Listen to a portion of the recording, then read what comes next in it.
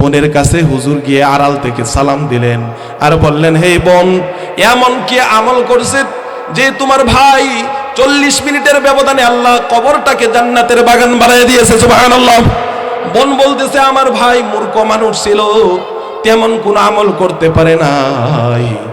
তো তাকে দেখতাম প্রত্যেক দিন রাত্রে বেলায় কি যেন কাপড় দিয়ে পেঁচানো, সেটার কাছে এসে রাত্রে বেলা এটা মুখে লাগাইতেন, চুমা দিতেন, আর চোখের পানি ছেড়ে ছেড়ে কান্না করতেন আর বলতো, হাই মেরি রব, আই মেরি আল্লাহ। বলেন আল্লাহু আকবার। আল্লাহ, তোমার কালাম পড়তে পারি না, তোমার কোরআন পড়তে পারি না, কিন্তু আমার জীবনের চাইতে তোমার কোরআনকে মহব্বত করি, ভালোবাসি। জোরে বলেন আল্লাহু আকবার। হুজুর তাড়াহুড়া করে ওই কাপড়ের ভিতরে কিতাবটা এবার খুলে দেখেন, এটা অন্য কিছু না, এটা হলো আল কোরআন। জোরে বলেন সুবহানাল্লাহ। হুজুর আর আলেম মানুষ বুঝতে বাকি রইল না, কোরআনকে মহব্বত করার কারণে আল্লাহ রাব্বুল আলামিন 40 মিনিটের ব্যবধানে তার কবরটাকে জান্নাতের বাগান বানিয়ে দিয়েছে। সুবহানাল্লাহ বলেন। তাহলে কোরআনকে মহব্বত করলে আল্লাহ তাআলা যদি 40 মিনিটে কবরটা জান্নাতের বাগান বানিয়ে দিতে পারে, বলেন সেই কোরআন যারা শিখে তাদেরকে মহব্বত করলে আল্লাহ জান্নাত দিবে না দিবে না? যেই কোরআনটা মাদ্রাসার ভিতরে তেলাওয়াত করা হয়, সেই মাদ্রাসায় যদি আমরা মাদ্রাসাকে মহব্বত করি, দিল থেকে ভালোবাসি, বলেন আমরা জান্নাত পাবো না পাবো না? এই বাংলার জমিনের ভিতরে যারা কোরআনকে মহব্বত করে না, যারা কোরআনের দিকে বৃদ্ধ আঙ্গুলি দেখায়, কোরআনের দিকে যারা বিরোধিতা করে, তারা কোনোদিন জান্নাত পাবে না। আমরা তাদেরকে ভালোবাসি না। এই কোরআনকে যারা মহব্বত করে, যে আলেম ওলামা কোরআনের পক্ষে আছে, আমরা তাদের পক্ষে আছি, ঠিক কিনা যারা বলেন? এই বাংলার জমিনে কাদিয়ানি একটা গ্রুপ আছে যারা কোরআনের একটা ছোট্ট অংশ মানে না, ওয়া খাতামান নবীন, বলে আমার নবী শেষ নবী না, তারা বলে গোলাম আহমদ কাদিয়ানি শেষ নবী, ঠিক কিনা যারা বলেন? এই কাদিয়ানের হলো কাফের, ঠিক কিনা যারা বলেন? এরা কি কাফের? কাফের কাফের কাফের। إن الحمد لله الأكرم الذي خلق الإنسان وكرم وعلمه من البيان ما لم يعلم، فسبحان الذي لا يحصى امتنانه باللسان ولا بالقلم، ونشهد أن لا إله إلا الله وحده لا شريك له، ونشهد أن محمدًا عبده ورسوله، أرسله بالحق بشيرا ونذيرا وداعيا إلى الله بإذنه وسراجا وقمرا منيرا، فقد قال الله تعالى في كلامه المجيد وفرقانه الحميد: أعوذ بالله من الشيطان الرجيم، بسم الله الرحمن الرحيم। দুটোটা বানান। الرحمن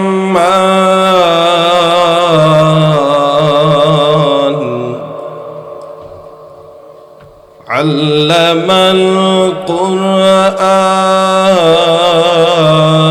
القرآن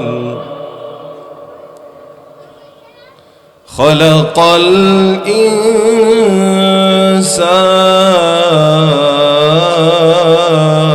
الإنسان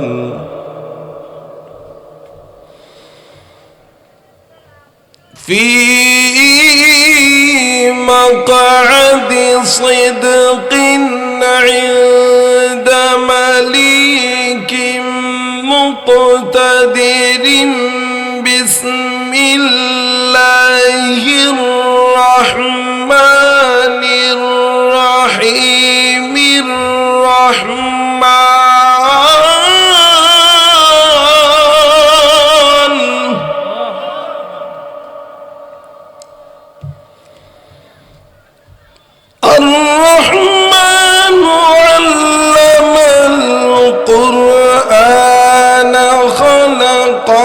الإنسان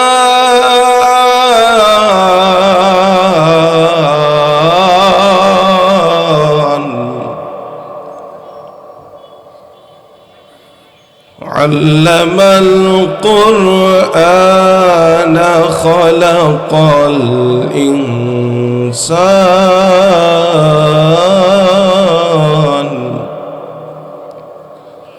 وقال النبي صلى الله عليه وسلم خيركم من تعلم القرآن وعلمه أو كما قال عليه الصلاة والسلام اللهم صل على محمد وعلى آل محمد كما صليت على إبراهيم وعلى آل إبراهيم إنك حميد مجيد اللهم بارك على محمد وعلى آل محمد كما باركت على إبراهيم وعلى آل إبراهيم إنك حميد مجيد بلغ العلا بكماله كشف الدجى بجماله حسنت جميع خصاله صلوا عليه وآله कि मोहम्मद से वफा तूने तू हम तेरे है कि मोहम्मद से वफा तूने तू हम तेरे है जहाज़ी का लौहे कलम तेरे बलगल उला بكماله كشف الدجى بجماله حسنت جميع خصاله صلوا عليه وآله এই দুনিয়ার শোকে ভোগে হোশ নেরে মন দিশেহারা এই দুনিয়ার শোকে ভোগে হোশ নেরে মন দিশেহারা মাটির ডাকে ও মন্তকে মাটির ডাকে ও মন্তকে দিতেই হবে ঠিক সারা এই দুনিয়ার শোকে ভোগে হোশ নেরে মন দিশেহারা। আলহামদুলিল্লাহ, জামিয়া আরাবিয়া রুকাইয়া রাদিয়াল্লাহু তাআলা আনহু মহিলা মাদ্রাসার উদ্যোগে আজকের এই ইসলামিক মহাসম্মিলন উপস্থিত আছেন। আজকের এই ইসলামিক মহাসম্মিলনের সম্মানিত সভাপতি সাহেব, উপস্থিত আছেন প্রধান আলোচক, বিশেষ আলোচক বৃন্দু, আলেম উলামাগণ, পর্দার আড়ালের মা ও বোনেরা, অত্র এলাকার যুবক ভাইয়েরা, কচি কচি সোনামণিরা, সকলে সে আল্লাহ তাআলার দরবারে আমরা শুকরিয়া আদায় করি যে আল্লাহ তাআলা আমাদেরকে এমন একটি জান্নাতের বাগানে আসার বসার তৌফিক দিয়েছেন। সেই রবের দরবারে প্রাণ উজাড় করে সকলে শুকরিয়া আদায় করি। সবাই বলি আলহামদুলিল্লাহ। আপনারা কি খুশি না বেজার? খুশি থাকলে আবার বলি আলহামদুলিল্লাহ। আশেপাশে যারা আছি দ্রুত চলে আসি, সবাইকে তো আর পাবেন না। এক এক ফুলের এক এক গ্রান, ঠিক কিনা বলেন? এক এক ফুলের এক এক গ্রান, প্রত্যেকটা ফুলের গ্রান যদি নিতে চান তাহলে অবশ্যই আসতে হবে, নাকি বলেন? আমি আপনাদের সম্মুখে সূরাতুর রহমান তেলাওয়াত করছি। নবীজির অসংখ্য হাদিস থেকে ছোট্ট একটি হাদিসে কারিমা তেলাওয়াত করছি। তো হাদিস আর কোরআন সামনে রেখে সংক্ষিপ্তভাবে কিছু কথা বলার চেষ্টা করব। আল্লাহ তাআলা আমাকে এমন কিছু কথা বলার তৌফিক দান করুন যেগুলি আমি, আপনি, আমরা সবাই উপকৃত হইতে পারি।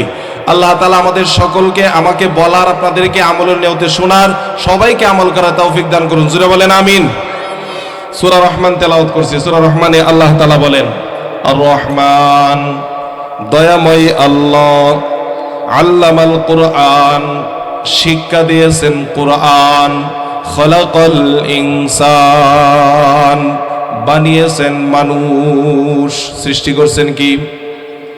আল্লাহ রাব্বুল আলামিন বলেন, আমি দয়াময় আল্লাহ আগে কোরআন শিক্ষা দিয়েছি, এরপর বানাইছি মানুষ। এখানে দুইটি কথা, আল্লামাল কোরআন খলাকাল ইনসান। মানুষের আগে আল্লাহ রাব্বুল আলামিন কোরআনের কথা কেন নিয়ে আসলেন? এটার অবশ্যই সিগনিফিকেন্স আছে না নাই? মানুষের আগে কোরআনের কথা বলছে। তাফসীরকারক বলছেন, আল্লামা ফখরুদ্দিন রাজি রহমতুল্লাহি আলাইহি তাফসিরে কাবীরের ভিতরে উনি লিখছেন যে আল্লাহ তাআলা কোরআনের কথা কেন আগে আনলেন, মানুষের কথা কেন পরে বললেন? তার আসল কারণ হলো কোরআন না শিখলে মানুষ আসলে মানুষ হইতে পারবে না। ঠিক কিনা যারা বলেন? কোরআন শিক্ষা ছাড়া মানুষ আসল মানুষ হওয়া যায় না। চেহারা সুরতে মানুষ হওয়া যায়, কিন্তু আসল মুমিন ইমানদার মানুষ হইতে হলে কোরআন শিক্ষার দরকার আছে না নাই? এই কোরআনুল কারীম যারা কাফেররাও যখন কোরআনের সংস্পর্শে চলে আসছে, তারাও কিন্তু এই কোরআন দিয়ে তাদের জীবন আলোকিত করছে। ঠিক কিনা বলেন? এই কোরআন যারা পড়বে, যারা আমল করবে, আল্লাহ তাআলা তাদেরকে এই কোরআনের উসিলায় দুনিয়া আখিরাত উভয় জাহানে কল্যাণ দান করে দিবে। জুড়ে বলেন সুবহানাল্লাহ। আল্লাহ রাব্বুল আলামিন বলেন, ফামান তাবিআ হুদায়া ফালা খাউফুন আলাইহিম ওয়ালা হুম ইয়াহজানুন।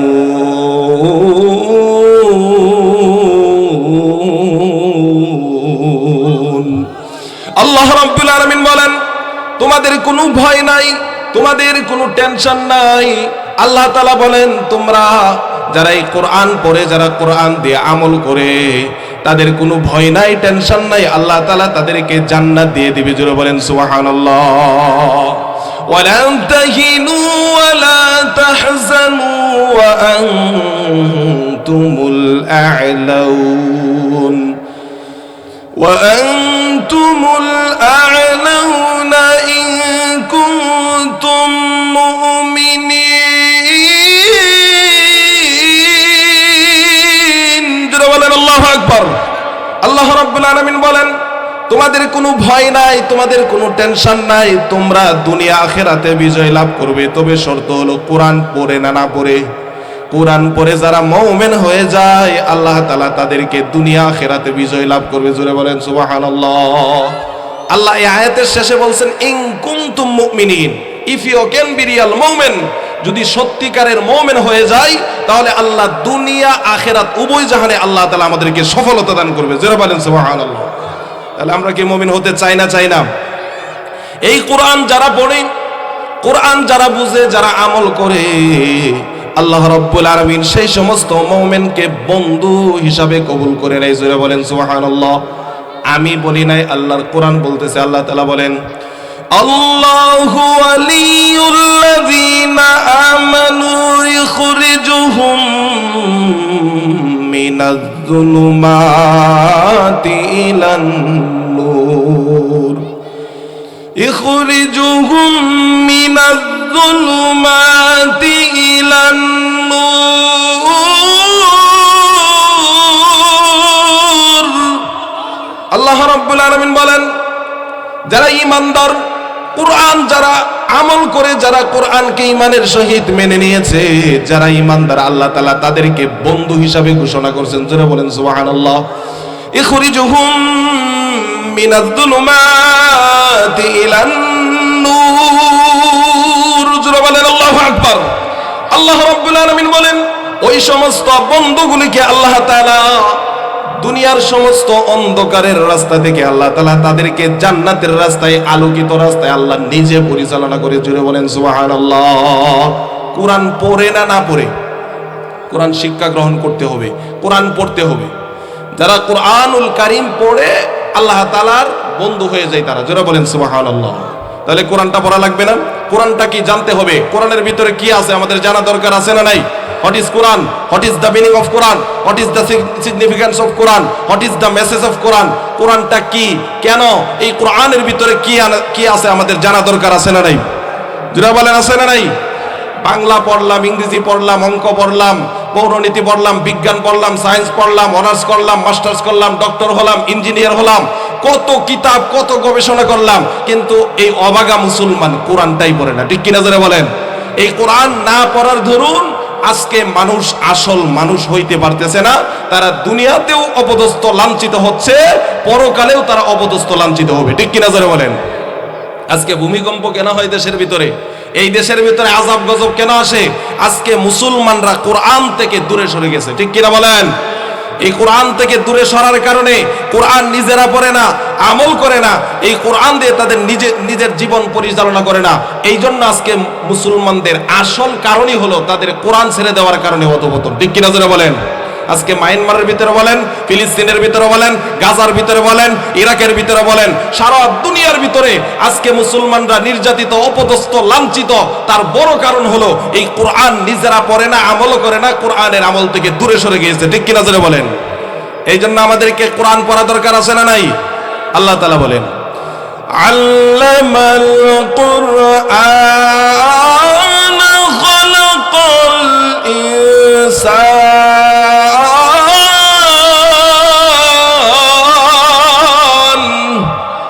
আল্লাহ তাআলা বলেন, যারা কোরআন শিখবে তারাই মানুষ হয়ে যাবে, আর যারা কোরআন শিখবে না তারা মানুষ হইতে পারবে না।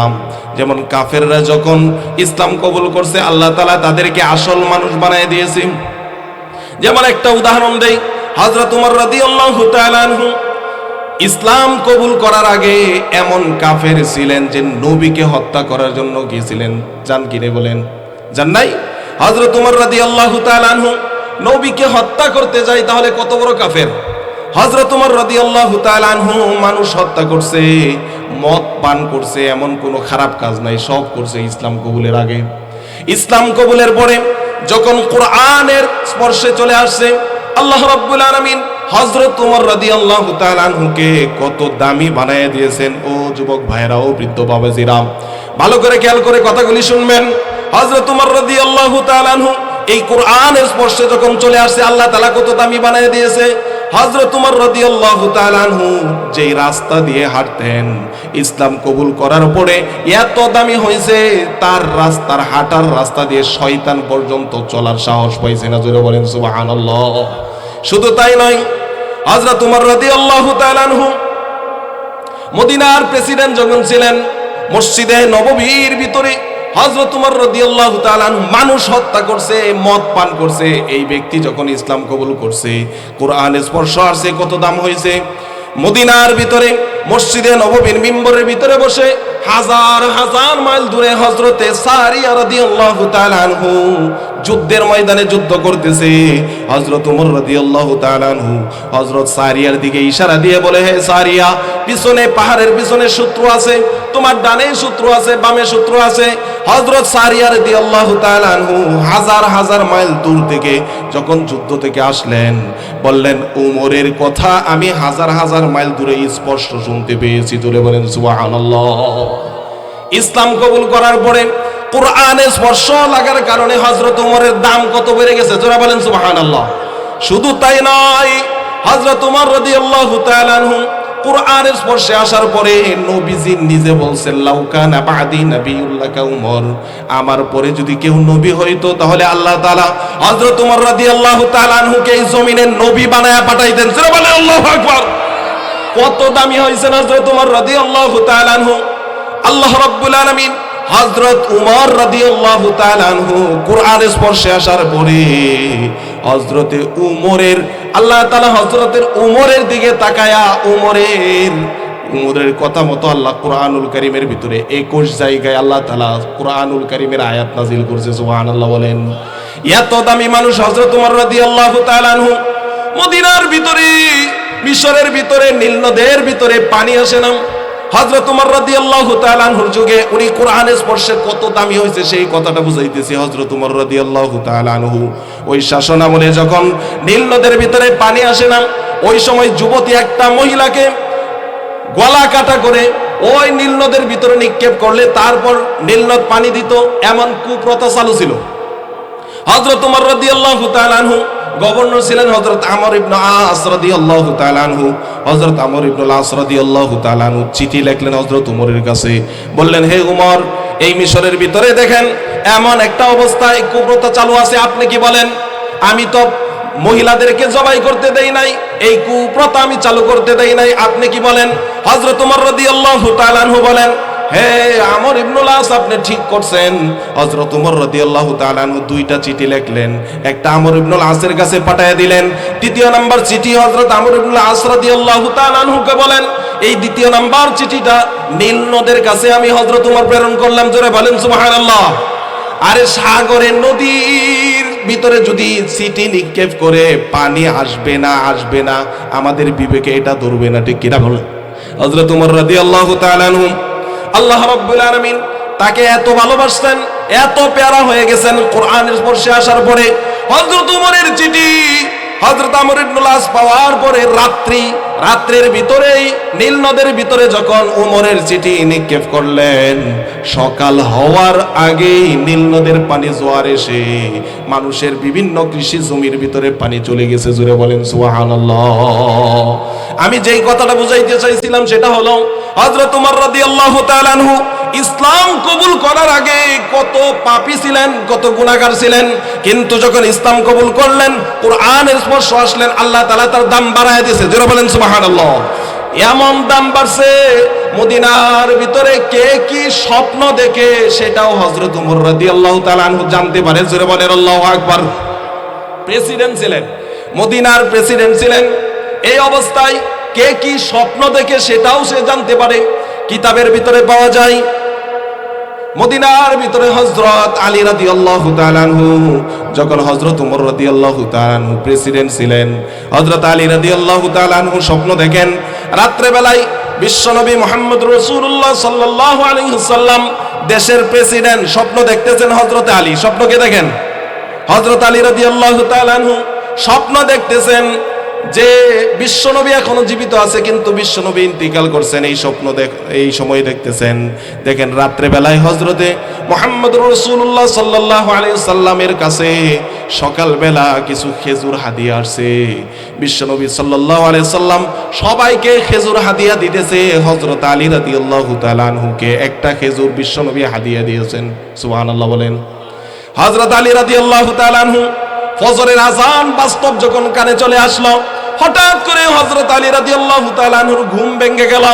ঘুম থেকে উঠে দেখে বিশ্বনবী যে খেজুরটা হযরত আলীকে ঘুমের ভিতরে দিয়েছে, সেই খেজুরের দানাটা এখনো মুখের ভিতরে আছে। সুবহানাল্লাহ। হযরত আলী রাদিয়াল্লাহু তাআলা আনহু কেঁদে কেঁদে মসজিদে নববীতে দৌড়ায় চলে যায়। মসজিদে নববীতে গিয়ে দেখেন বিশ্বনবী নাই। হযরত উমর রাদিয়াল্লাহু তাআলা আনহুর ইমামতিতে মসজিদে নববীতে জামাত হইতেছে। সুবহানাল্লাহ বলেন। বিশ্বনবী নাই, হযরত উমরের পিছনে হযরত আলী রাদিয়াল্লাহু তাআলা আনহু নামাজে দাঁড়ায় গেলেন।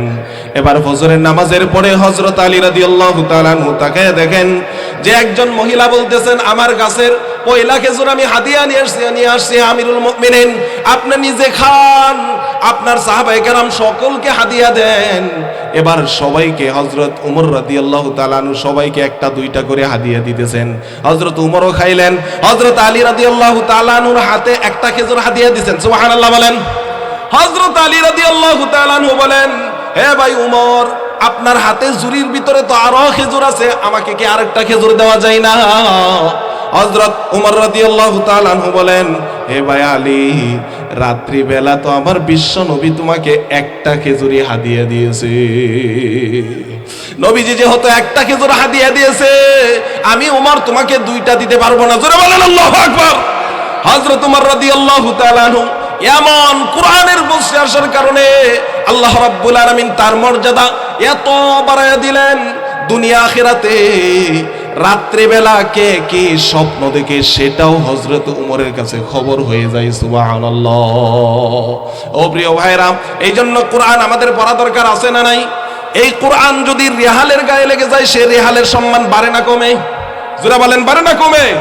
এই কোরআন যদি কোনো গিলাপের ভিতরে লেগে যায়, সেই গিলাপটা যদি হাত থেকে পড়ে যায়, সেই গিলাপটা আমরা চুমু খাই, ঠিক কিনা হুজুর বলেন? এই কোরআনটাই মাদ্রাসায় পড়া হয়, মাদ্রাসার দাম বেশি না কম? এই কোরআনটা কাপড়ে লাগলে যদি দাম বাড়ে, রিহালে লাগলে যদি দাম বাড়ে, তাহলে এই কোরআনটা আমার হৃদয়ে রাখলে দাম বাড়বে না কমবে? যেই মানুষের হৃদয়ে কোরআনের স্পর্শ লাগবে, আল্লাহ তাআলা তাদের দাম বাড়ায় দিবে। যারা বলেন সুবহানাল্লাহ। আল্লাহ রাব্বুল আলামিন নবীজি হাদিসের ভিতরে বলছেন, যার দেহের ভিতরে কোরআন নাই তার দেহটা হলো একটা খালি বাড়ির মতো। কিসের মতো? জোরে বলেন। একটা খালি বাড়ির মতো। যেই দেহের ভিতরে কোরআন নাই সেই দেহটা একটা খালি বাড়ির মতো। আর যার দেহের ভিতরে কোরআন আছে তার দেহটা ভরপুর আছে। সুবহানাল্লাহ বলেন। খালি বাড়ির ভিতরে যদি মানুষ না থাকে, কি থাকে? শয়তান থাকে, সাপ বিচ্ছু থাকে, ঠিক কিনা যারা বলেন? যেই খালি বাড়ির ভিতরে শয়তান থাকে, ঠিক অনুরূপ ভাবে বিশ্বনবী মুহাম্মদুর রাসূলুল্লাহ সাল্লাল্লাহু আলাইহি সাল্লাম বলেন, যার দেহের ভিতরে কোরআন নাই তার হৃদয়ের ভিতরে শয়তান থাকে, ঠিক কিনা যারা বলেন? এই জন্য কোরআন দিয়ে হৃদয়টা ভরা দরকার, আছে না নাই? এই কোরআন যারা পড়বে আল্লাহ তাআলা তার সম্মান বাড়ায়া দিবে। কারণ এই কোরআনটা আমাদের মসজিদে আছে, মাদ্রাসায় আছে। আগের মানুষ পড়তো, ভয়ও করতো বেশি, ঠিক কিনা বলেন? আর এখনের মানুষ কোরআন পড়ে না। কোরআনটা কেউ অবিশ্বাস করেন নাকি আপনারা? এখনো কেউ অবিশ্বাস করেন না বিশ্বাস করেন? এই কোরআন কিয়ামতের আগে সাদা কাগজ হয়ে যাবে, সব হরফগুলি কিয়ামতের আগে উঠে যাবে। আল্লাহু আকবার বলেন। এই সময় আসার আগে কোরআন শিক্ষা দরকার, আছে না নাই? কিয়ামতের আগে পশ্চিম দিক থেকে যখন সূর্য উদিত হবে, এখন তো সূর্য হয় দক্ষিণ দিক থেকে, নাকি? কোন দিক থেকে? দক্ষিণ না উত্তর? পূর্ব দিক থেকে সূর্য এখন উদিত হয়। আর ওই দিন কিয়ামতের আগে পশ্চিম দিক থেকে সূর্য উদিত হবে। ওই দিন আর মানুষ তওবা আর করলে কবুল হবে না। ওই দিন আসার আগে তওবা করা দরকার, আছে না নাই? ওই দিন আসার আগে, কোরআনের হরফ যাওয়ার আগে সেই কোরআন আল্লাহর বাণী বলেন পড়া দরকার, আছে না নাই? এই কোরআন যখন জিনেরাও শুনছে তারাও অবাক হয়ে গেছে, কি কোরআন শুনলাম। যেই জিনেরা তাওরাত শুনেছে, ইনজিল শুনেছে, জাবুর শুনেছে, তারাও অবাক হয়ে গেছে। যেই সমস্ত জিনেরা 3000 বছর 4000 বছর পর্যন্ত হায়াত পাইছে, যেই সমস্ত দিন তাওরাত, জাবুর, ইনজিল এই সমস্ত কিতাব যারা শুনেছে, তারা যখন কোরআন শুনছে তারা কি বলছে জানেননি? কোরআনে আল্লাহ তাআলা বলে দিয়েছেন সূরা জিন্নির ভিতরে, আল্লাহ তাআলা বলেন, ইন্না সামি'না কুরআনান আজাবা। ওই সমস্ত জিনেরা বলেছেন, হটিমিনিকেল, কি আশ্চর্যজনক গ্রন্থ, কি আশ্চর্যজনক কিতাব আমরা শুনলাম। আমরা তাওরাত শুনেছি, জাবুর শুনেছি, ইনজিল শুনেছি, কিন্তু কোরআনের মতো এমন বিস্ময় কোরআন, এরকম বিশাল গ্রন্থ আমরা জীবনে আর একটাও শুনি নাই। জোরে বলেন আল্লাহু আকবার। কারা বলছে? যারা তাওরাত শুনেছে, ইনজিল শুনেছে, জাবুর শুনেছে, তারাও হতভম্ব হয়ে গেছে। জোরে বলেন সুবহানাল্লাহ। এই কোরআনুল কারীম যুগে যুগে বিভিন্নভাবে পরীক্ষা করা হয়েছে। এই কোরআনুল কারীমের ভিতরে কোনো ভুল আছে নাকি?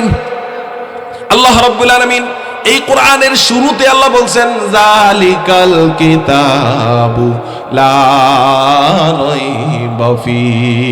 This is the book thereof whereof there is no doubt। আল্লাহ তাআলা বলেন, এমন একটা গ্রন্থ তোমাদেরকে দিলাম যে গ্রন্থের ভিতরে ভুল তো নাই, সন্দেহের অবকাশ পর্যন্ত নাই। জোরে বলা যাবে কি আল্লাহু আকবার? এই গ্রন্থ আমাদের সামনে পড়া দরকার, আছে না নাই? যারা বলেন কোরআন পড়া দরকার, আছে না নাই? আজকে দুনিয়ার মানুষ বিভিন্ন কিতাব লেখে, আর কিতাবের শেষে লিখে দেয় যদি ভুল থাকে ধরায়া দিবা, পরবর্তীতে এটা সংস্কার করে সুন্দর করে আবার নতুন করে লিখে দিব। লেখে না? লেখে না? কিন্তু আল্লাহ তাআলা কোরআন নাজিল করে শুরুতেই গ্যারান্টি দিয়ে দিয়েছেন যে এই কোরআনে ভুল তো নাই, সন্দেহের অবকাশ পর্যন্ত নাই। সুবহানাল্লাহ বলেন। বিজ্ঞানিকরা এই কোরআনের আয়াত, নাসারা বিজ্ঞানী যারা আছে তারা এই কোরআনের আয়াত নিয়ে পরীক্ষা করছেন। যেমন বিশেষ করে একটা উদাহরণ দেই, বেশি তো বলা যাবে না। সূরা হাদিদ, হাদিদ মানে দা আয়রন, লোহা। লোহা নামে একটা কোরআনে সূরা আছে, আপনারা জানেন এটা? হাদিদ মানে লোহা। আল্লাহ তাআলা কোরআনুল কারীমের ভিতরে বলছেন, ওয়ানজালনাল হাদিদ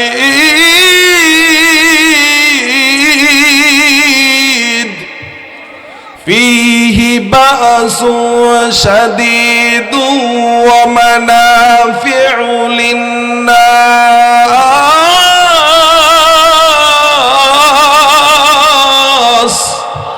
আল্লাহ তাআলা বলেন, ওয়ানজালনাল হাদিদ, লোহা আমি নাজিল করেছি ফিহি বাসুন শাদীদ, এই লোহার ভিতরে আছে মাইটি পাওয়ার। ওয়ানজালনাল হাদিদ ফিহি বাসুন শাদীদ ওয়া মানাফিউ লিন-নাস, আর এই লোহার ভিতরে মানুষের জন্য অনেক কল্যাণ রয়েছে। যারা বলেন সুবহানাল্লাহ। আল্লাহ কি বললেন? ওয়ানজালনাল হাদিদ, লোহা আমি নাজিল করেছি। লোহা আবার নাজিল হয় কিভাবে? বিজ্ঞানিকরা পরীক্ষা করে দেখলেন এই দুনিয়ার ভিতরে যত লোহা আছে, মানুষ দাও বানায়, খন্তা বানায়, শাবল বানায়, কোদাল বানায়, বিভিন্ন সুপারসনিকের মতো বিমান বানায়, টাইটানিকের মতো জাহাজ বানায় যে লোহা দিয়ে, সেই লোহা কেউ বানাইতে পারছে? যারা বলেন কেউ লোহা বানাইতে পারছে? কেউ পারে নাই। লোহা কোত্থেকে আসছে? নাসারা বিজ্ঞানিকরা এই আয়াত নিয়ে তারা পরীক্ষা করলেন। তারা পরীক্ষা করে দেখলেন এই লোহা আসলে কেউ বানাইতে পারে নাই। এই লোহা নামক ধাতুটা বানাইতে হলে আগুনের তাপমাত্রা প্রয়োজন 15 লক্ষ সেলসিয়াস। কত লক্ষ? 15 লক্ষ সেলসিয়াস তাপমাত্রা প্রয়োজন। এই 15 লক্ষ সেলসিয়াস তাপমাত্রা দুনিয়ার কোনো আগুনের ভিতরে নাই। আছে নাকি? এই আগুনের তাপমাত্রা বিজ্ঞানিকরা পরীক্ষা করে দেখলেন সূর্যমুখে আছে। কোথায় আছে? সূর্যমুখে আছে। বিজ্ঞানিকরা এবার পরীক্ষা করে দেখলেন যে এই লোহা নামক ধাতুটা সূর্যর মুখে আছে। কোটি কোটি বছর আগে সূর্যমুখে বিশাল একটা বিস্ফোরণ হয়েছে। সেই বিস্ফোরণের পরে লোহা নামক ধাতুটা আসমান থেকে, সূর্যের মুখ থেকে আল্লাহ রাব্বুল আলামিন দুনিয়ার ভিতরে নাজিল করে দিয়েছে। সুবহানাল্লাহ। এই লোহা যেখানে নাজিল হয়েছে, সারা দুনিয়ার ভিতরে মাটির নিচে বিভিন্ন জায়গায় সেই লোহার খনি হয়ে গেছে। সুবহানাল্লাহ যারা বলেন। এই লোহা মানুষ বানাইতে পারে না। এটা হলো লোহা নাজিলের শানে নজুল। আল্লাহ রাব্বুল আলামিন নিজে লোহা আসমান থেকে নাজিল করছে মানুষের কল্যাণের জন্য। যেটা বলা যাবে কি সুবহানাল্লাহ। এই লোহা নামক ধাতুটি দিয়ে আমাদের উপকার হচ্ছে না? হচ্ছে না। বিজ্ঞানিকরা পরীক্ষা করে দেখে ঠিকই তো এই লোহা কেউ বানাইতে পারবে না। শুধু তাই নয়, এই কোরআন নিয়ে ওই সময় গবেষণা করা হয়েছে যখন আরবি ভাষা ইন্টারন্যাশনাল ল্যাঙ্গুয়েজ ছিল। এখন ইন্টারন্যাশনাল ল্যাঙ্গুয়েজ কি? ইংরেজি ভাষা, ঠিক কিনা বলেন? সারা দুনিয়ার ভিতরে ইন্টারন্যাশনাল ল্যাঙ্গুয়েজ হলো ইংরেজি ভাষা, আর ওই সময় ইন্টারন্যাশনাল ল্যাঙ্গুয়েজ ছিল আরবি ভাষা। ওই সময়ের ভিতরে এই কোরআন যখন নাজিল হয়েছে, তখন তারা এই কোরআন বলে মুহাম্মদ সাল্লাল্লাহু আলাইহি সাল্লাম নিজে বানায় বানায় লেখে। যারা বলেন নাউজুবিল্লাহ। বলে মুহাম্মদ সাল্লাল্লাহু আলাইহি সাল্লাম কবি হয়ে গেছে।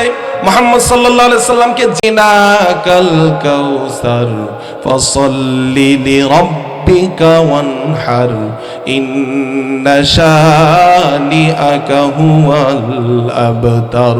আল্লাহ রাব্বুল আলামিন সূরা কাউসার নাজিল করে দিলেন। কে একজন উৎসাহী সাহাবী কাবা ঘরের ওয়ালের ভিতরে সূরা কাউসারের 2টি আয়াত সুন্দর করে লিখে দিলেন, আর নিজ দিয়ে লিখে দিলেন, গ্যারান্টি দিয়ে দিলেন, ও মক্কার কাফেরেরা, যারা বলে মুহাম্মদ সাল্লাল্লাহু আলাইহি সাল্লাম কোরআন বানায় বানায় বলে, তাহলে সূরা কাউসার সবচাইতে ছোট সূরা না বড় সূরা? সবচাইতে ছোট সূরা নাজিল হয়েছে। 2টি আয়াত কাবা ঘরের ওয়ালের ভিতরে লাগাই দিলাম। তোমরা যেহেতু বলো কোরআন বানাই, তাহলে তোমরা 3য় নাম্বার আয়াতটা বানায় দিয়ে যাও। সমস্ত কাফেরকে যখন এই গ্যারান্টি দিয়ে দিলেন, মক্কার জমিনের সমস্ত কাফেররা এবার সারা রাত্র চেষ্টা করলেন। অনেকদিন চেষ্টা করার পরে ওই সময় সারা কবি লাবিদের কাছে সবাই চলে গেলেন। সবাই ফেল মারছে, কেউ পারে নাই, কেউ পারে নাই। কবি লাবিদের কাছে যখন গেলেন, গিয়া বলে, হে সারা কবি, আমরা তো ফেল মেরেছি, আমরা পারি নাই। আপনিও যদি ফেল মারেন তাহলে তো আমাদের ইজ্জত নষ্ট হয়ে যায়, আমাদের আর ইজ্জত কই থাকে। কবি লাবিদ এবার সারা রাত্র চেষ্টা করে সেও পারল না। সকালবেলা একটা ছোট্ট করে আয়াত লাগাই দিলেন, পারছে না, কিন্তু বানাইছে একটা, যে ইন্না আ'তাইনাকাল কাউসার ফাসাল্লি লিরাব্বিকা ওয়ানহার লাইসা হাযা মিন কালামিল বাশার। জোরে বলেন আল্লাহু আকবার। অর্থ শুনলে তো এমনি আল্লাহু আকবার বলবেন। ইন্না আ'তাইনাকাল কাউসার ফাসাল্লি লিরাব্বিকা ওয়ানহার, এই 2 আয়াতের পরে কবি লাবিদ সারা রাত্র চেষ্টা করার পরে সকালবেলা লিখে দিলেন, লাইসা হাযা মিন কালামিল বাশার। যেই কোরআনটা এই 2টি আয়াত কাবাগরের ওয়ালের ভিতরে লাগায় দিয়েছে। 3য় নাম্বার আয়াত, এই লাইসা হাযা মিন কালামিল বাশার, যেই কোরআন আমাকে লিখতে বলছো, এটা দুনিয়ার কোনো মানুষ লিখতে পারবে না, এটা নিশ্চয়ই ওই আল্লাহ তাআলার বাণী, মানুষ কোনোদিন সম্ভব না লেখা। জোরে বলেন আল্লাহু আকবার। এরপরে বিজ্ঞানিকটা ছাড়ে নাই। এই যে এখন বর্তমানে ডিজিটাল যন্ত্রের নাম কি? কম্পিউটার, ঠিক কিনা স্যার বলেন? কম্পিউটার দিয়ে মানুষের রান্নাঘর থেকে শুরু করে মানুষের সংসদ ভবন পর্যন্ত যা কিছু প্রয়োজন সব পরিচালনা করতেছে, ঠিক কিনা বলেন? বিমান বলেন, বিমান বলেন। আপনারা বসেন, বসেন, দাঁড়ায় আছেন কেন যুবক ভাইরা? ভালো লাগলে বসেন, বসেন, জান্নাতের বাগানে বসেন, অনুরোধ করে বলতেছি বসেন। এই কুরআনুল কারীমের ভিতরে আল্লাহ রাব্বুল আলামিন গ্যারান্টি দিয়েছেন, কিন্তু বিজ্ঞানিকরা তারা বিশ্বাস করে না। তারা এই কুরআনুল কারীমকে সব ৬৬৬৬ আয়াতে কারিমা কম্পিউটারের ভিতরে ঢুকায় দিলেন আর বললে, হে কম্পিউটার, তোমাকে দিয়ে হেলিকপ্টার চলে, তোমাকে দিয়ে বিমান চলে, ঠিক কিনা বলেন? তোমাকে দিয়ে বিভিন্ন জাহাজ চলতেছে, যত যন্ত্র আছে, যত গাড়ি আছে, সবগুলি ডিজিটাল গাড়ি যা আছে সবগুলি এই কম্পিউটার দিয়ে নিয়ন্ত্রণ করা হচ্ছে, ঠিক কিনা বলেন? এই জন্য বিজ্ঞানিকরা সুপার কম্পিউটারের ভিতরে বিশাল বড় স্প্যান্ডেলের চাইতে বড় এত বড় কম্পিউটারের ভিতরে কুরআনুল কারীমের ৬৬৬৬ আয়াতে কারিমা ঢুকায় দিয়েছে। ঢুকায় দিয়ে এবার কম্পিউটারকে প্রশ্ন করে, হে কম্পিউটার, তুমি তো সব বলতে পারো, তাহলে বলো এই কোরআনের মতো গ্রন্থ কোন মানুষ লিখতে পারবে কিনা? আগে প্রশ্ন করছে এই কোরআনে কোনো ভুল আছে নাকি, সাথে সাথে কম্পিউটারের স্ক্রিনের ভিতরে সাথে সাথে লাল অক্ষরে লেখা আসলো এই কোরআনের ভিতরে বিন্দু পরিমাণ ভুল নাই। যারা বলেন সুবহানাল্লাহ। তারপরে আবার প্রশ্ন করলো, ঠিক আছে ভুল নাই বুঝলাম, কিন্তু লেখা যাবে নি? মানুষ যদি চেষ্টা করলে, কতবার চেষ্টা করলে এই কোরআন গ্রন্থ লিখতে পারবে? কম্পিউটার স্ক্রিনের ভিতরে সাথে সাথে লেখা আসলো 63 অক্টিলিয়ন টাইমস, 63 অক্টিলিয়ন বার কোনো মানুষ যদি চেষ্টা করতে পারে তাহলে এই কোরআনের মতো গ্রন্থ রচনা করতে পারবে। এটা কি বাড়িদারের কথা? ইসলাম ম্যাটার অফ জোট। শত, সহস্র, অযুত, লক্ষ, নিযুত, কোটি, মিলিয়ন, বিলিয়ন, ট্রিলিয়ন, জিলিয়ন, অক্টিলিয়ন, সেই অক্টিলিয়নের আবার 63 অক্টিলিয়ন টাইমস, অর্থাৎ 63 অক্টিলিয়ন বার। এটা কোনো মানুষের পক্ষে সম্ভব? এবার কম্পিউটার বলতেছে, হ্যাঁ বিজ্ঞানিকরা খুশি হওয়ার কোনো কারণ নাই। এই 63 অক্টিলিয়ন টাইমস মানুষ যদি চেষ্টা করে এক জন্মে কোনোদিন সম্ভব না। আল্লাহু আকবার বলেন। মানুষকে মরতে হবে, আবার বাঁচতে হবে, আবার মরতে হবে, আবার বাঁচতে হবে, হাজার হাজার জনম মানুষ জিন মরতে হবে, বাঁচতে হবে, এক জন্মে কোনোদিন সম্ভব না। অর্থাৎ এই কোরআনের গ্রন্থ মানুষ মরার পরে আর বাঁচতেও পারবে না, জিন মরার পরে বাঁচতেও পারবে না। সুতরাং এই কোরআনের মতো গ্রন্থ মানুষের পক্ষে, জিনের পক্ষে কোনোদিন লেখা সম্ভব হবে না। জোরে বলেন আল্লাহু আকবার, নারে তাকবীর। আল কোরআনের আলো, আল হাদিসের আলো, নারে তাকবীর। সম্মানিত উপস্থিতি, যে কথা বলতেছিলাম, এই কোরআনের মতো গ্রন্থ কেউ লিখতে পারবে? কেউ পারবে না। ও যুবক ভাইরা, ভালো করে শুনেন, আমি সংক্ষিপ্তভাবে শেষ করে দিচ্ছি। আল্লাহ রাব্বুল আলামিন এই কোরআনুল কারীমের ভিতরে এত বিশাল জ্ঞান দিয়েছেন, এমন কোনো কথা নাই কোরআনের ভিতরে নাই। আল্লাহ সবগুলি কোরআনে খুলে খুলে বলে দিয়েছে। সুবহানাল্লাহ। লাউ আনজালনা হাযাল কুরআন আলা জাবালিন লারাআইতাহু খাশিআম মুতাসাদ্দিআম মিন খাশিয়াতিল্লাহ। যারা বলেন আল্লাহু আকবার। এই কোরআন পাহাড়ে আল্লাহ তাআলা নাজিল করতে চাইছিল, পাহাড় গ্রহণ করতে পারে নাই, ভয় পেয়েছে। এই কোরআন মানুষের উপরে আল্লাহ তাআলা নাজিল করছে, আসমানের নিচে, জমিনের উপরে। আল্লাহ সবচাইতে সুন্দর, সবচাইতে দামি এই কোরআনুল কারীমের কারণে মানুষকে সবচাইতে দামি বানায় দিয়েছে। যারা বলেন সুবহানাল্লাহ। এই জন্য কোরআন আমরা শিখবো না, শিখবো না। যারা বলেন শিখবো না, শিখবো না। এই কোরআনটা শিখতে হবে। আরেকটা উদাহরণ দিয়ে আমি চলে যাব, আর লম্বা করব না।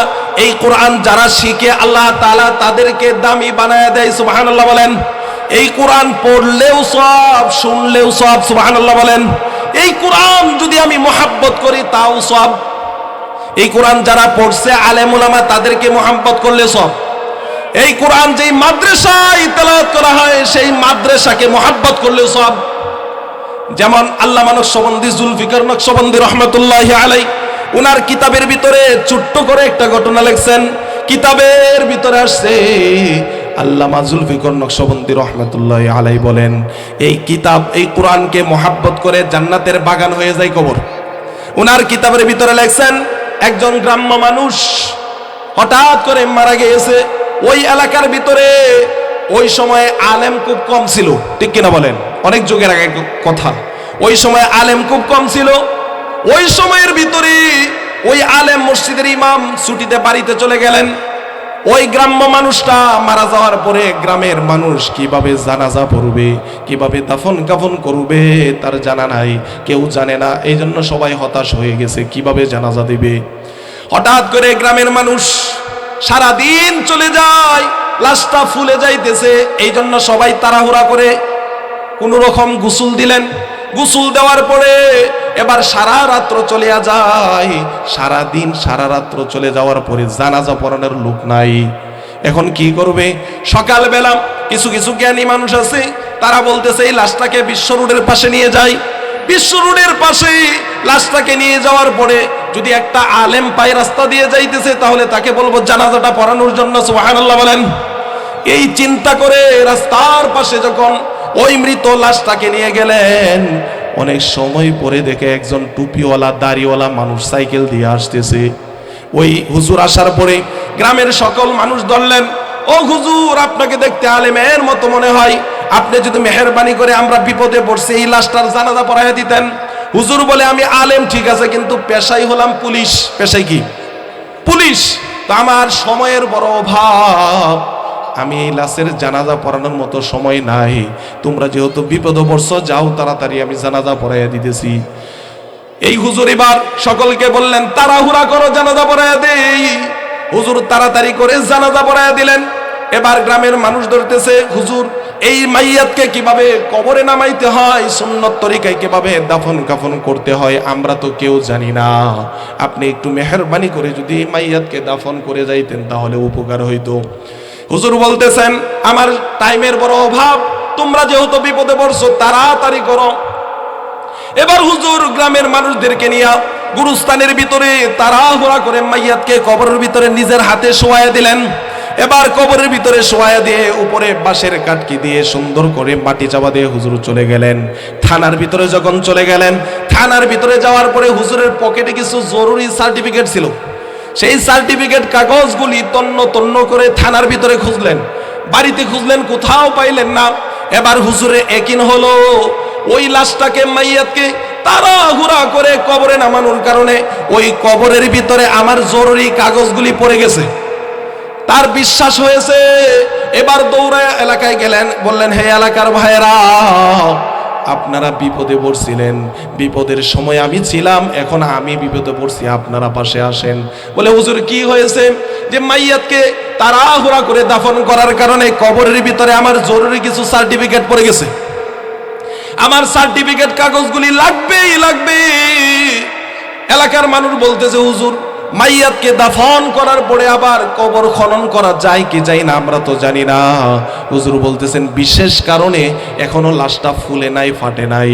এই কবরস্থ করা হয়েছে মাত্র 40 মিনিট সময় হয়েছে। কয় মিনিট? 40 মিনিট। জোরে বলেন, কয় মিনিট? 40 মিনিট সময় হয়েছে। 40 মিনিট পরে লাশটা এখনো ফাটে নাই, ফুলে নাই। এবার হুজুর বলতেছে, বিশেষ কারণে কবর খনন করা যায়। এবার এলাকার ভিতরে এলান হয়ে গেল, সমস্ত এলাকার মানুষ সবাই চলে আসলেন। জীবনে কোনোদিন মাইয়াতকে দাফন করার পরে আর কবরের ভিতরে কি হয়েছে দেখে নাই, এই জন্য আশ্চর্য। সবাই দেখার জন্য সবাই চলে আসলেন। হাজার হাজার মানুষ একত্রিত হয়ে গেলেন কবরের ভিতরে কি হয়েছে দেখার জন্য। হুজুর যখন একটা শাবল দিয়ে কবরের 3 ইঞ্চি মাটি সরাই দিলেন, কবরের পাশের একটা খাটকি সরানোর সাথে সাথে কবর থেকে মেশকো আম্বরের সুঘ্রাণ তামাম এলাকার ভিতরে ছড়িয়ে পড়েছে। হুজুর এবার চোখের পানি ছেড়ে দিলেন। পুরো এলাকার মানুষ পাগলের মতো হয়ে গেছে। হাই হাই, মাত্র 40 মিনিট সময় হলো কবরের ভিতরে মাইয়াতকে রাখা হইল। এই 40 মিনিট পরে কবর খনন করে দেখে মেশকো আম্বরের সুঘ্রাণ দিয়ে ভরে গেছে। আল্লাহু আকবার। হুজুর এবার কবরের দিকে তাকায় দেখে কবর আর কবর নাই, কবরটার ভিতরে কে যেন জান্নাতের ফুলের বাগান বানায় দিয়েছে। এবার জান্নাতের ফুলের বাগানের উপরে হুজুরের সার্টিফিকেট গুলি কে যেন সুন্দর করে রেখে দিয়েছে। সুবহানাল্লাহ বলেন। হুজুর সার্টিফিকেটটি নিয়ে তাড়াহুড়া করে আবার মাটি চাপা দিয়ে এলেন আর বললেন, ও এলাকার ভাইয়েরা, আমি এই থানার ভিতরে যাইতে চাই না, আমি এবার জানতে চাই এই লোক কি আমল করছে যে আমল করার কারণে 40 মিনিটের ব্যবধানে আল্লাহ তার কবরটা জান্নাতের বাগান বানায় দিয়েছে। যারা বলেন আল্লাহু আকবার। নবীজি হাদিসে বলছেন, আল কবরু রাওজাতুম মির রিয়াদিল জান্নাহ আও হুফরাতুম মিন হুফারিন নার। যারা বলেন আল্লাহু আকবার। মানুষ মারা যাওয়ার পরে কবর দুইটা ভাগ হয়ে যাবে, হয়তো জান্নাতের বাগান হয়ে যাবে, আর যদি গুনাহগার হয় আও হুফরাতুম মিন হুফারিন নার, জাহান্নামের আগুন হয়ে যাবে। ও যুবক ভাইরা ও বৃদ্ধ বাবাজিরা, কি কারণে তার কবরটা জান্নাতের বাগান হলো? হুজুর আর থানায় যায় না, এলাকাবাসীকে বলতেছে, ও এলাকার ভাইরা, কি কারণে তার কবরটা জান্নাতের বাগান হলো আমার জানা দরকার। এমন কি আমল করছে যেই কারণে আল্লাহ 40 মিনিটের ব্যবধানে কবরটা জান্নাতের বাগান বানিয়ে দিয়েছে? হুজুর এবার এলাকার মানুষকে জিজ্ঞাসা করলেন, সবাই বলে এটা গ্রাম্য মানুষ তেমন কোনো আমল করতে পারে নাই। হুজুর বলে, তার কে কে আছে? বলে কেউ নাই, মা নাই, বাবা নাই, সন্তানাদি নাই, শুধু একজন বোন আছে। কে আছে যারা বলেন? একজন বোন আছে। এলাকার মানুষ তাড়াহুড়া করে ওই বোনের কাছে নিয়ে গেলেন।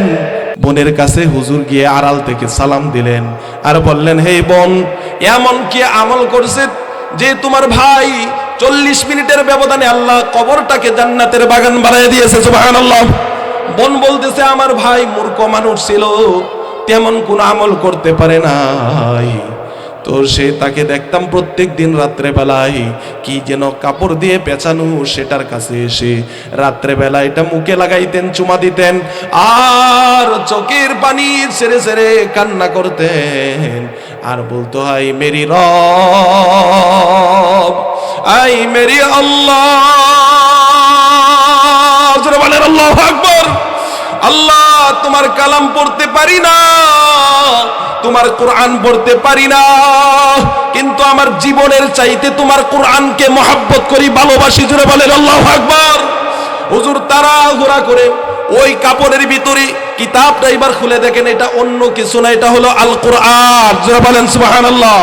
হুজুর আর আলেম মানুষ বুঝতে বাকি রইল না, কোরআনকে মহব্বত করার কারণে আল্লাহ রাব্বুল আলামিন 40 মিনিটের ব্যবধানে তার কবরটাকে জান্নাতের বাগান বানিয়ে দিয়েছে। সুবহানাল্লাহ বলেন। তাহলে কোরআনকে মহব্বত করলে আল্লাহ তাআলা যদি 40 মিনিটে কবরটা জান্নাতের বাগান বানিয়ে দিতে পারে, বলেন সেই কোরআন যারা শিখে তাদেরকে মহব্বত করলে আল্লাহ জান্নাত দিবে না দিবে না? যেই কোরআনটা মাদ্রাসার ভিতরে তেলাওয়াত করা হয়, সেই মাদ্রাসায় যদি আমরা মাদ্রাসাকে মহব্বত করি, দিল থেকে ভালোবাসি, বলেন আমরা জান্নাত পাবো না পাবো না? এই বাংলার জমিনের ভিতরে যারা কোরআনকে মহব্বত করে না, যারা কোরআনের দিকে বৃদ্ধ আঙ্গুলি দেখায়, কোরআনের দিকে যারা বিরোধিতা করে, তারা কোনোদিন জান্নাত পাবে না। আমরা তাদেরকে ভালোবাসি না। এই কোরআনকে যারা মহব্বত করে, যে আলেম ওলামা কোরআনের পক্ষে আছে, আমরা তাদের পক্ষে আছি, ঠিক কিনা যারা বলেন? এই বাংলার জমিনে কাদিয়ানি একটা গ্রুপ আছে যারা কোরআনের একটা ছোট্ট অংশ মানে না। ওয়া খাতামান নবীন, বলে আমার নবী শেষ নবী না, তারা বলে গোলাম মোহাম্মদ কাদিয়ানি শেষ নবী, ঠিক কিনা যারা বলেন? এই কাদিয়ানের হলো কাফের, ঠিক কিনা যারা বলেন? এরা কি কাফের? কাফের কাফের কাফের।